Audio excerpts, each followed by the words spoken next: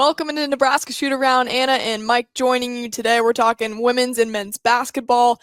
Let's start with the women's side for the Huskers. 3 wins in a row, handled Lindenwood, and then gave Minnesota its first loss of the year, 84-65. Yeah, Nebraska women move up to one spot, I believe, to 24 in the AP poll this week. So have some really solid momentum, and then then they face Tarleton State on Wednesday, so that should be, you would think, would be a nice win. But the Lindenwood win started really slow, and then fourth quarter kind of jumped on top of them and handled their business. But the Minnesota game was a little interesting because Minnesota came into the game averaging, giving up only, they were undefeated, giving up only 46.4 points a game, and Nebraska scored 84. Yeah. So Double that. Kind of tells you their teams they played weren't great yet, but it was the freshmen that combined for 26 points and 20 rebounds in 55 minutes. And Minnesota's 4 returning starters combined for 31 points and 20 rebounds in 116 minutes. Oh, wow. So the freshmen really stepped up big time, and Amaya Hargrove had a huge 8-0 run by herself in the first half. And then Britt Prince and Petra Bozon, they chipped in and contributed well. Everybody really played well, but Hargrove was the one. She had a career high, I believe 8 rebounds is what it was. And then Petra had 9 points and Britt had 7 points and a career high 7 rebounds. It really, really did play well, and it was basically over from the jump. I mean, Minnesota shot like 19% in the first half. That's like really hard to do. They just missed a bunch of shots. They had some good shots to take, but they just missed a bunch. Minnesota's also dealing with a major injury. Their best players out. So yeah, it was the 84 points or 28 points more than any other opponent that Minnesota played. So that was by a wide margin. And really, Alexis Markowski was great. She had was 1 rebound shy of her 45th double-double of her career, which obviously that's a record already. So she'll just keep adding to that record as the season goes along. But yeah, it was pretty balanced all around for Nebraska, and their depth really showed. I think they're feeling a little bit better or finding roles a little more with Potts' injury. That was something that kind of took a minute to get adjusted to. Yeah, 4 players in double figures. The one that stood out to me, Allison Widener, was pretty quiet, only 2 shot attempts. What did you make of that in her? Yeah, she had 2 shot attempts, but she had 6 assists and 1 turnover as well. So she really did her job, and coming off the bench, obviously, in this game. You think she's healthy fully? Maybe not. That's probably why she's kind of coming off the bench. I think they're still tinkering with lineups and what they want to do, but she was solid. I mean, she just didn't score a ton, but she did her job. Yeah, they didn't need her to at all, and she had the 6 assists and 1 turnover, and then can't remember, had 6 assists and no turnovers. So that was I got it here. Rimdahl had 6 assists and no turnovers. So Birdie played really well. Logan Nisley hit some shots from outside. They're going to need her to do that. So yeah, it was a full-on effort from everyone, if you will, and the defense played lights out. I mean, the Gophers finished 5 of 21 from 3 and 35% from the field. So kind of. Yeah. So things are going. Jumped on them early. Yeah, jumped on them early and kind of rolled. Yeah, Tarleton State up next at home on Wednesday, and they got Chattanooga, and then things get really real for this Nebraska team because you go Georgia Tech, UCLA, USC on the road. What do they need to figure out anything before those bigger matchups? Yeah, I mean, UCLA and USC are top 5, 10 teams in the country, and both those, that's that road trip. I think right after the first of the year, but they have time to figure it out. If you can somehow split USC and UCLA, you feel really good.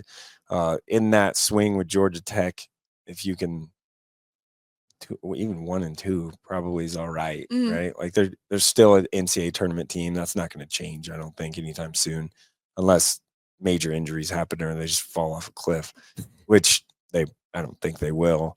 They just their depth is really good. They've been sound. Those games are a little bit harder. Georgia Tech's a nice team. They're not obviously they're not playing like, Nebraska right now, and their next couple games is still a couple warm-up games. Right. It was nice for them to start Big Ten play 1-0. It was nice that it was kind of an easy win, even though Minnesota was pretty physical. They were banging on Markowski all night, double teams and just hitting her all the time. But she's kind of used to that, I think. So, yeah, nothing real glaring or anything, and they're getting contributions from bench play, which they knew they were going to do anyway because they're playing everybody. It doesn't matter. So you're impressed with the women's side? Yeah, very much so. Yeah, I think they yesterday, we're recording this on Monday, but yesterday that win against Minnesota was pretty. It's pretty like, whoa, all right. Like they're still turning it over a little bit too much for me. And I asked Coach Williams in the post-game press conference if she's concerned about that. She said, the way they play, they're gonna have turnovers, but they like to cut down. 15 turnovers is still quite a bit. So a lot of those are like Britt's trying to make some really difficult passes, and Markowski caught a bunch of them. I mean, like Alexis, her catchability, if you will, is it's phenomenal. Her being able just to catch some of those passes was pretty impressive against Minnesota, but sometimes they do kind of force stuff a little bit. That'll adjust. That'll change, I think. Yeah, as the season goes on, for sure. Well, let's switch over to the men's side of things. A team that lost on the road at Michigan State, 89-52. Mike, what were your initial thoughts? Wow was basically that's the initial thought. It's a game that you thought they might not win, but you also didn't think they were just going to get clobbered. I mean, Michigan State had a 27-1 run in the second half. That's incredibly bad, right? I think, Coach Hoiberg and staff, luckily they have a week now to kind of refocus, I think, and get the players' attention. I'll say that. That I think that'll be key for them because Indiana's coming to town. But that Michigan State game, 3-game winning streak snapped. Nebraska now has lost its last 6 Big Ten openers, all of them on the road, which seems weird. They've opened Big Ten play 6 straight years on the road. How about maybe changing that up a little bit? Michigan State was the first Husker opponent in 25 games to shoot at least 50% from the field. They shot 51.8%, 51% in a game. That's nobody showed up defensively. And it was the first time Nebraska was out rebounded all year. So bright spot. Andrew Morgan played well, had 14 points and 7 rebounds. Other than that, it wasn't real great. I mean, Bryce Williams had 11 points to extend his double-digit scoring streak to 12, but he barely did that. It was very disappointing. Like it was definitely a step back. I said that in my final thoughts thing that it was a step back, and I got a reply. Someone saying, "How can you call this a step back?" I don't know. They got killed. Like it's definitely a step back. So, not great. Wasn't good. Andrew Morgan was okay. Kind of showed some glaring things with like a season. He was your leading scorer coming into the game.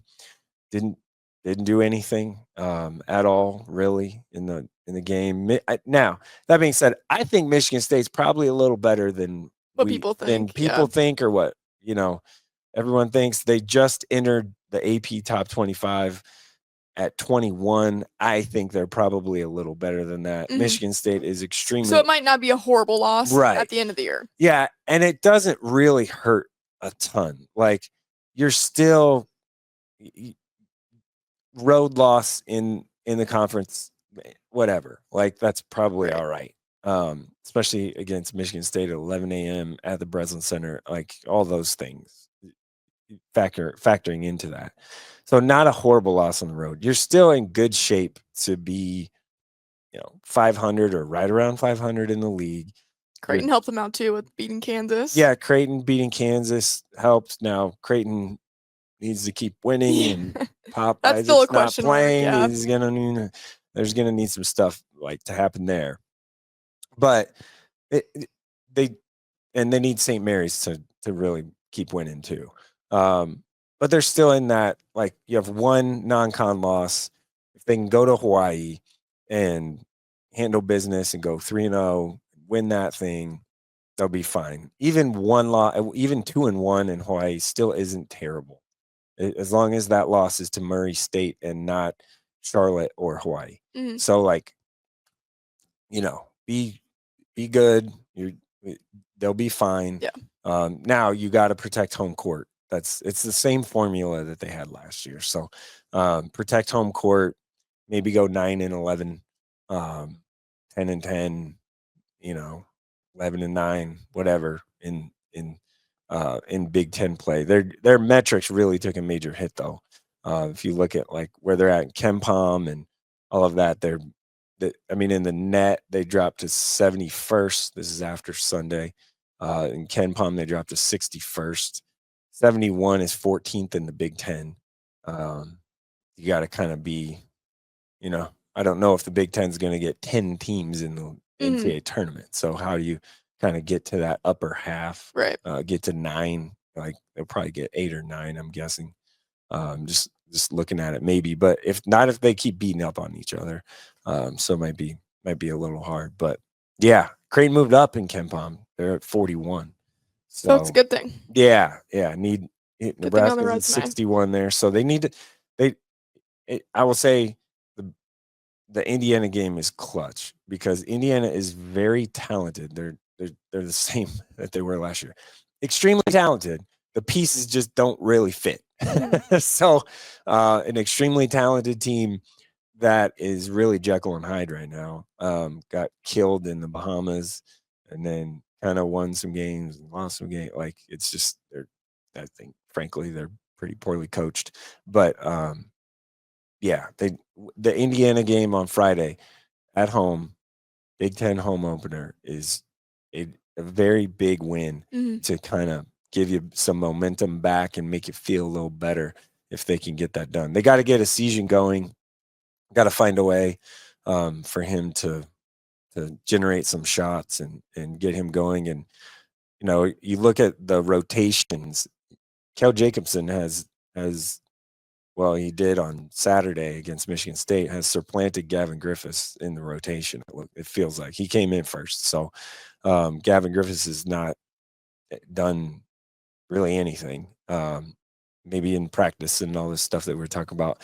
Feels like we have another Boogie Coleman situation on our hands where everyone talks about how great he is. And then when, gameplay comes, it isn't there.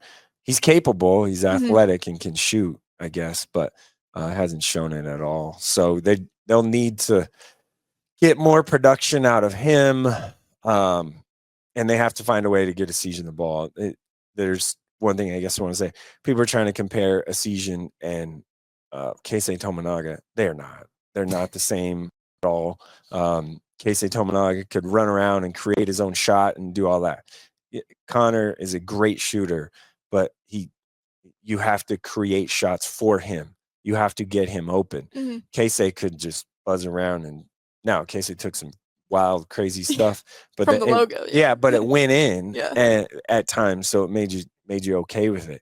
Connor's not that player, not that person offensively. He can shoot the crap out of it, but it's not the same. So they got to find a way to generate more offense, and frankly, they need more from Bryce and Juwan. Have to really carry this team, and they kind of didn't really show up at all, really, against Michigan State.